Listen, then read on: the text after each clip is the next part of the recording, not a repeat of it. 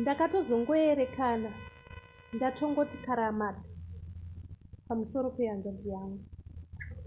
Zvisinei vanotsuka imbomirai, nyaya yangu yakamira yakadai soo. Ndini uyo ndauya kuno kuJoni kuzotsvaga basa, ndokuwanawo kamukuku kangu kekuti ndizogarawo ndichiono kuraramisa mhuri yangu. Munongoziva marenzi muno muJoni anodhura, so ndakazopfunga kutsvagawo kangu kamukuku ke900 kuti ndiite sei ndichinge ndichigarawo ndega semunhu wenyama. Pasina kana 3-4 weeks ndatanga kugara ndega, ndopandakanzwa phone call ichipinda.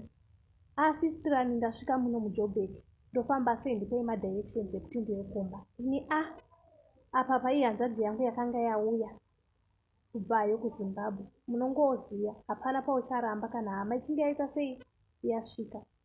Ndakamutambirawo ndikati tsano, inini ndinogara muno mu1 room. Sezvo mauya hapana yekuchitamba, hapana paningakura sei, hapana pamungaende kunogara mudrain, inini ndiripo. Ndo zvatongovepo. Wedway, inini ndakaita 2 days 3 days tichingorara inini hanzvadzi yangu. Wedway ndakanga ndisingarari, ndichingoshinyirika usiku hwese. Kokupi ndakanga ndajaira kakuti hangu ndikaita 1 day or 2 days ndombodyiwawo bota. Mumazuva aya kwekunodyiwa bota kwakanga kusisipo, kozi iye boyfriend yangu ndo yainge ichiuya.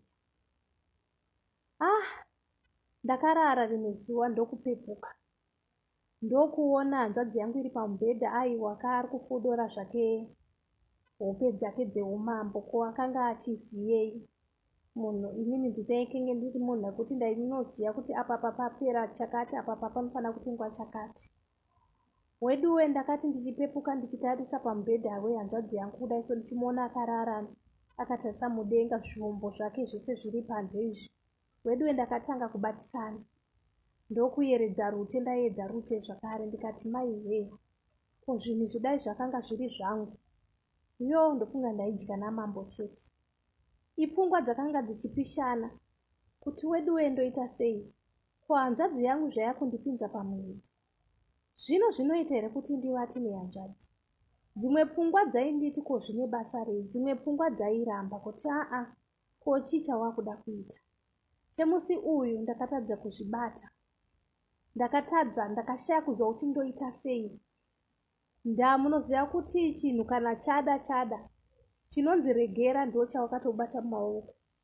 Chada moyo haukwanise kuchitisiya, kozi hakutombokwanise kana kuchibvutira zvako kuti unge uchizotisiya. Weduwe ndakashinyirika, ndikagoshinyirika, ndikati ndodiko we, ndakademba. Uyu akanga atove Satani, akanga apinda mumba. Handizive kuti hanzvadzi yangu ndo yakanga yatova Satani wangu here.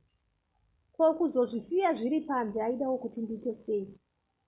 Asi kuti akanga iri trap yakanga andipawo iyo munhu achidawo, handaizoziyawo. Dzakanga dzangopfungwa dzega, dzakanga kungofunga kuti inini dai ndatojambira kudhara. Ndakashaya kuziva kuti ndoita sei panguva izvi. Ndakada kumboti ndimuke, zvairamba. Nyadzi dzakandibata, ndokumbodzokera mumachira zvakare. Ndakadaro pfungwa dzaiuya. Munoziva kuti kana munhu wange wabatwa nezviwindi zvekuuraya, unouraya munhu zveshuwa.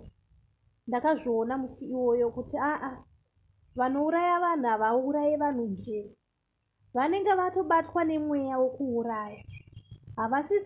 Havasi ivo vanenge vaapo panyama yako, unenge watogarwa. Ndakazvinzwisisa Weduwe. Ndakamuka zvishoma nezvishoma ndichida kumboona kuti shasha iri kundiona here. Ko haindinzwinewo tsitsi, haingotiwo huya. Weduwe ndakatadza kuzvibata. Ndakangoerekana ndakatanura hembe dzese, ndasara ndamusvo. Weduwe chandakakwanisa kuita kungoti pamusoro pehanzvadzi yangu karamata, ndiye kutomubvisa hembe dzese. Munhu akatoshamisika, ndikamuudza kuti shamwari, ndiwe wandiunzira muenzo muno, uri kuda kuti ndiite sei? Zvekuti uchataura panguva ino ichitombosiya, tichazoonesana mushure mekunge ndapedza zvandiri kuda kuita panapa. shawi rakanga ratondibata, ndakanga ndatobatwa neshawi chaiyo. Ndakamupa taimu yekuti ambofunga iye, pakanga pasisade taimu iyoyo. Kana nyadzi kuti adziite ndakanga ndisisatomborina kana mukana wokumupa. Weduwe ndakamubata ndikagoinyudza zvangu iyo mombe mudhibhi. Weduwe ndakamuitei, ndakamukoirira zvinhu zvaasati akamboona kana kumboitwa kunze uku.